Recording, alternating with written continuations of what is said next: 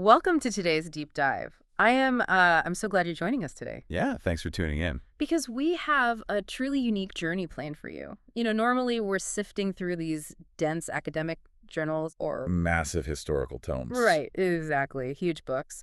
But today's source material is an entirely different beast. It really is. We actually got our hands on a fascinating set of research files, and these were originally compiled for songwriters. Which is such a wild source to use. It is. The goal of this research was to help musicians capture the distinct lived-in personalities of different Dutch provinces. So they could write music that actually felt local. Exactly. So our mission today is to take a cultural road trip across the Netherlands with you. We are completely bypassing the tourist-heavy streets. No famous canals of Amsterdam today. None of it. Instead, we're venturing out to uncover the surprising histories, the quirky traditions, and the deeply ingrained regional identities of 5 distinct provinces. We're looking at Friesland, Brabant, Groningen, Twente, and Limburg. It is such a brilliant collection of cultural data. It really is. And for you listening, this deep dive functions as a masterclass in how geography, history, and local industry forge a community's unique identity. Right, because we usually just look at a map and think, We view countries from the outside as single, unified monoliths, like, oh, that's just the Dutch. yeah, But this research reveals how the physical landscape, whether it's unforgiving coastal mud or lush, rolling hills, combined with localized historical struggles, actively shapes the temperament of the people who live there. it literally builds the culture. Exactly. It builds underlying themes of resilience, innovation, and community that endure for centuries. Okay, let's unpack this, starting in the far north with the province of Friesland. In the fierce north. Yeah, according to the songwriter research, Friesland embodies an incredibly nurturing yet deeply rooted and fierce personality. Highly rural. Very rural. And they have this massive, almost protective emphasis on their heritage. Well, that rootedness begins with the most fundamental tool of community, right? How they communicate. Oh, the language. Yes. Friesland is not just a region with a fun, localized dialect. It possesses its own legally recognized language, West Frisian. Which is so cool. It is, because language is the ultimate unifier. It creates a hard boundary between the in-group and the out-group. And historically, the Frisians took that boundary incredibly seriously. The linguistic password. Yeah. I was completely captivated by this detail in the files. Back in the day, to identify if someone was a true Frisian and not, a foreign spy or an outsider, I had a test. they would force them to say a specific phrase, boter, brea, engrat tis. Which translates to butter, bread, and green cheese. Right. And if your pronunciation was off by even a fraction, You were done. you were instantly exposed as an imposter. And their visual symbols carry that exact same intense exclusivity. Very much so. Like they breed these majestic, historic black Frisian horses. And their provincial flag is iconic. It's covered in what look exactly like bright red hearts. But they aren't hearts. No, they're actually called pompbladen, which are the red, heart-shaped leaves of water lilies. And those specific symbols of land and water tie directly back to a very long, bloody history of independence. Yeah, the Middle Ages. Right, during the Middle Ages, they experienced a period known as the Frisian Freedom. While everyone else was dealing with lords and kings. Exactly. At a time when the rest of Europe was largely subjugated by feudal systems, which you can think of as medieval protection rackets, where wealthy lords and castles demanded heavy taxes and labor from peasant farmers, the Frisians simply refused to participate. They just said no. They said no. They successfully resisted those feudal lords, using their treacherous, watery landscape to fend off invading armies, and they ruled themselves for centuries. That's incredible. In 1345, at the Battle of Warnes, an army of Frisian farmers actually managed to defeat the heavily armed forces of the Count of Holland. Farmers against an army, and that fierce, uncompromising independence is captured perfectly in their historical motto, right? Liever day as slave. Meaning, rather dead than a slave. It's so intense. You can vividly see how a landscape of shifting coastal dunes, expansive wetlands, and the unpredictable Wadden Sea breeds that exact kind of mental and physical toughness. It forces you to be tough. And I love how that grit translates directly into their modern traditions, which are delightfully extreme. Oh, the ice skating. Let's talk about the Elfstedentocht. Yes. This is a legendary 200-kilometer ice skating race across 11 different Frisian cities. 200 kilometers on And skates. on natural ice. But here is the massive catch. It only happens when the canals freeze thick enough to support thousands of people. Which is rare. Very rare. We are talking about men and women lacing up their skates in the pitch black of a freezing morning, battling sheer exhaustion, frostnip, and howling winds to cover 200 kilometers of treacherous ice. The sheer physical endurance required is Mhm. staggering. And because climate conditions make it so rare, when the ice finally does thicken, it becomes a total national obsession. The whole country stops. They do. The entire country waits with bated breath for the organizing committee to utter the famous West Frisian exclamation, "It geht on." It's happening. Exactly. And if risking hypothermia on skates was not enough, they also invented a sport called fjelljumping. Which is just wild. Athletes grab massive poles, sprint toward a wide, muddy canal, scale the pole while it is tipping over the water, and vault themselves onto the opposite bank. It is such a raw, visceral testament to their deep historical connection to navigating a landscape covered in water. Yeah, it perfectly illustrates a community turning their geographical obstacles into points of cultural pride. Absolutely. We see the environment shaping the Frisians to be fiercely independent. But if we travel south to our next province, Brabant, we encounter a landscape and a history that fostered the exact opposite reaction. Total 180. An intense reliance on communal gathering and open-door hospitality. Yes. Shifting gears entirely, the research introduces Brabant as the grounded, dependable, and deeply warm region of the Netherlands. It really feels like stepping out of a biting coastal wind and walking into a crowded, roaring pub. That is the perfect way to describe it.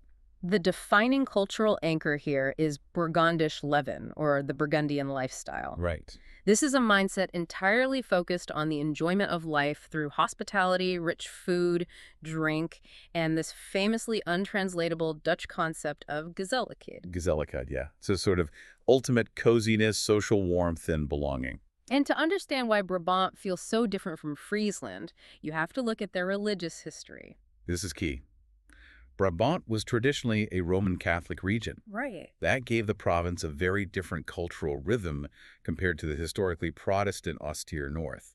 The Catholic calendar was built around feast days, carnivals, and communal celebrations. It baked that social warmth right into the region's DNA. Exactly. The food alone makes me want to book a ticket. The source material highlights the Bosch Bowl. Oh, wow. It's a massive, softball-sized cream pastry, completely encased in dark chocolate, originating from the city of Den Bosch. Sounds amazing.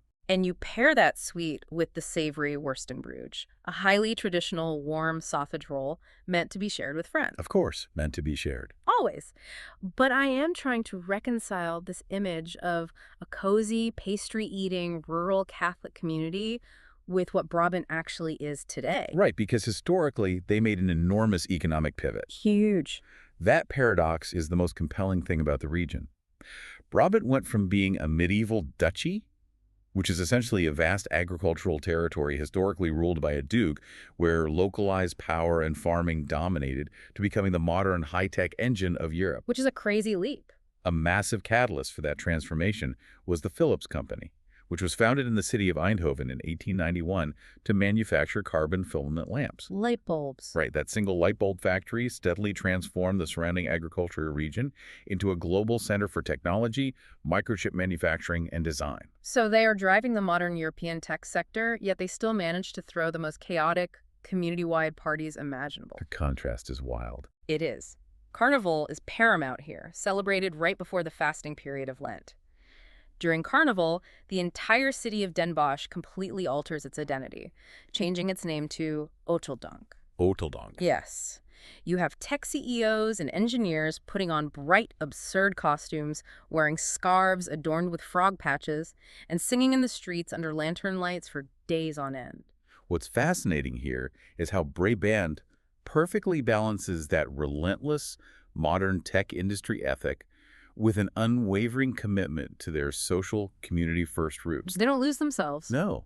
Their identity is often summarized by the phrase "semengenieten," meaning enjoying life together. I love that. They somehow manage to embrace the future without sacrificing human connection for the sake of progress. Let's ride that theme of contrast and head back up north, but this time to the east of Friesland, into the province of Groningen. Groningen, yes. The songwriter's files describe Groningen as the energetic, social, and slightly rebellious all-rounder personality. And that rebellious energy makes perfect sense when you look at the demographics. but it is deeply surprising given the city's ancient roots. Because it's old. Very old. Yeah. Groningen originally rose to prominence as a wealthy, medieval, Hanseatic trading city. The Hanseatic League. Right. You can think of the Hanseatic League as a sort of medieval European Union for merchants, a massive, wealthy trading network that connected cities across northern Europe. Got it. Yet, despite those ancient stone buildings and trading routes, Groningen today is one of the youngest cities in the Netherlands. This blew my mind. Roughly a quarter of the city's entire population is made up of university students. A quarter of the city. Yeah. That demographic reality completely dictates the modern vibe. It drives a vibrant experimental art scene, a relentless nightlife where bars do not have mandatory closing time, Always open. and an incredibly intense cycling culture. But beneath that youthful, freewheeling energy, the research highlights a very serious bedrock of resilience. That tension between old grit and new energy is the defining characteristic of the Groningers, as the locals call themselves. The Groningers. Their independent spirit was forged through sheer survival. To this day, they celebrate the Bommen Baron Festival, which commemorates their brutal but successful defense of the city during the siege of 1672 against the Bishop of Munster. So they survived a literal siege. They did.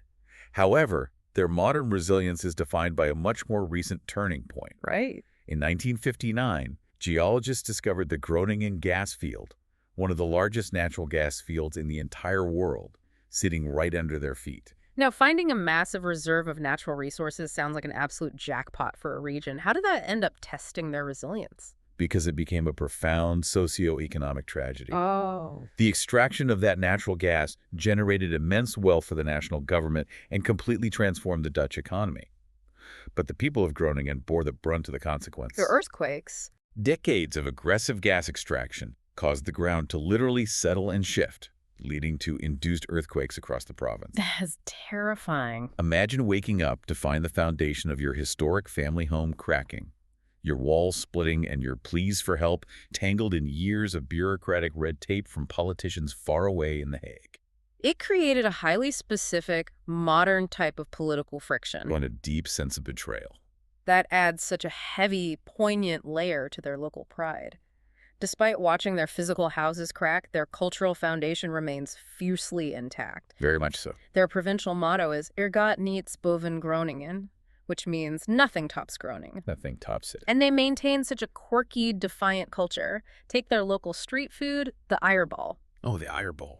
It is a whole hard-boiled egg wrapped in a thick layer of ragu, which is basically a dense, highly seasoned, meat-based gravy rolled in breadcrumbs and deep-fried. It is heavy, uncompromising, and deeply loved. And they channel that youthful energy into hosting the Eurosonic Noorderslag Festival, serving as a massive launchpad for the most cutting-edge indie rock and electronic artists in Europe. If we connect this to the bigger picture, we see a pattern. Regions facing severe economic or environmental challenges forced to adapt. Yeah. That brings us to our fourth province, Twente, located in the eastern Netherlands. The files characterize Twente as the inventive, tinkering, and highly practical personality of the group. Very practical. It is a region deeply defined by the rise and fall of its industrial heritage. To understand the mindset of Twente, you have to rewind to the 1800s.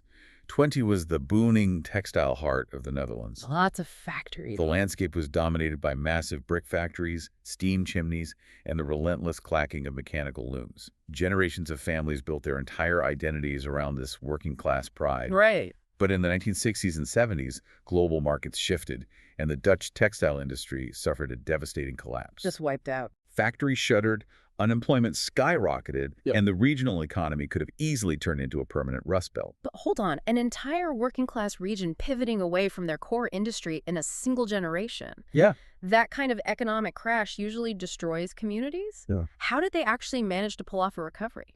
They leaned entirely into their practical engineering mindset. Spearheaded by the establishment of the University of Twente, the region systematically reinvented itself. From textiles to tech. Exactly.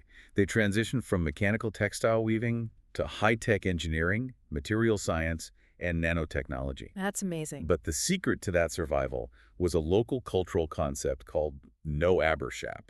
I found this concept so moving. No-aberschap translates to neighborly solidarity, but it is far more than just lending a cup of sugar. Precisely. It is an unwritten social contract. Historically, in these rural farming communities, if a neighbor's barn burned down, the entire village showed up to rebuild it. No questions asked. And they applied that to the factories closing. When the textile industry collapsed, they applied that exact same Noah Bershap mindset to modern business. Instead of fiercely competing, they built community-funded tech incubators. They embraced open-source problem-solving. That is so smart. It is paired with Twinsenukterheid, a famously calm, down-to-earth way of looking at the world. You do not panic when the factory closes. You check on your neighbor, you roll up your sleeves, and you engineer a new solution together. And despite becoming this advanced engineering hub, they still hold on to their rural working-class traditions. The fires. Yes. In the spring, they build these massive, roaring communal fires called Pasverin, or Easter bonfires, which light up the night sky. Must be beautiful. And during the freezing weeks of Advent, the flat winter landscape echoes with the deep, haunting sounds of midwinter horn blazon, where locals blow these long, curved wooden horns to announce the coming of winter. It's so atmospheric. It is. You can even hear that unpretentious rural pride in their modern music scene, which is famous for dialect rock bands plugging in electric guitars and singing in the local low Saxon dialect about tractors, beer, and countryside life. It is a profound sense of place. And speaking of a profound sense of place, that leads us perfectly to our final destination, the province of Limburg in the Deep South. Here's where it gets really interesting. When you picture the Netherlands, you imagine endless, totally flat land stretching to the horizon, right? Completely flat. Well, Limburg shatters that stereotype. It features rolling hills, ancient limestone caves, and even sprawling vineyards. Vineyards in the Netherlands. Yes. It is a complete topographical anomaly compared to the flat, watery landscapes we have been exploring. That unique geography exists because Limburg is nestled right down in the southeastern tip of the country, acting as a geographic wedge sandwiched tightly between Belgium and Germany. Right on the border. Because of that specific location, it has historically served as a massive trade crossroads along the Meuse River. It has been contested, conquered, and traded by various empires for centuries. A real melting pot. The culture feels incredibly different because it is a true borderland, constantly absorbing and blending with its European neighbors. And that precise crossroads location gave this hilly province a monumental role in modern global history. Yes, the treaty. The Treaty of Maastricht was signed right in Limburg's capital city. That is the foundational treaty that officially created the European Union. It makes perfect geographical sense. Border regions understand compromise and integration better than anyone else. That's a good point. A region that has spent centuries navigating the overlapping cultures of Germany, Belgium, and the Netherlands is the natural birthplace for a unified, connected Europe. Absolutely. Because of those Southern European influences, Limburg shares some of that warm Catholic hospitality we saw in Brabant, but with an added layer of classical refinement. Refinement, yes. They are intensely proud of their distinct Limburgish language, which flows with a softer, more melodic cadence than the dialects in the north. The culinary traditions reflect that deep elegance, too. You cannot discuss Limburg without visualizing the Limburg's bly. The pie. This is not just a pie, it is a beautiful, meticulously crafted pastry, often filled with local cherries or apricots, featuring a lattice crust. Delicious. And in the spring, the local agriculture revolves around the harvest of what they call gold white asparagus, which is treated with absolute culinary reverence across the region. It is an atmosphere of curated elegance. It feels entirely appropriate that the world-famous classical violinist André Rieu hails from Maastricht. Oh, of course. If you have ever seen footage of his massive open-air concerts with full orchestras playing classical waltzes in the cobblestone town squares while the audience sways together, I've seen those videos. that perfectly embodies the charismatic, elegant, and historically proud identity of Limburg. So we have traveled from the fiercely independent ice skaters vaulting over muddy canals in Friesland to the cozy, tech-savvy carnival goers in Brabant. Quite a trip. We have unpacked the earthquake-resilient young cycling energy of Groningen, the practical open-source engineering solidarity of 20, and finally, the cave-dwelling, pie-eating European founders in the rolling hills of Limburg. Such variety. So what does this all mean? Examining these songwriter files just highlights how incredible it is that one small piece of the globe holds such vast, deeply ingrained cultural diversity. The contrast is truly remarkable. And I think for you, listening to this journey, It invites a compelling moment of self-reflection. Yeah, how does this apply to us? Consider the geography of your own life. Hmm. How much of your local personality is dictated by the industry your grandparents worked in? Right. Are your daily habits shaped by the physical landscape right outside your door? Hmm. Are you shaped by the isolation of mountains, the constant movement of a coastline, or the dense, rapid rhythm of city streets? We don't usually think about it. We don't. We are all products of our physical environment in ways we rarely stop to acknowledge. It is entirely true. The physical dirt we stand on, the weather we endure, and the historical battles fought in our backyards actively shape who we become as a community. This raises an important question for us to leave on. Okay.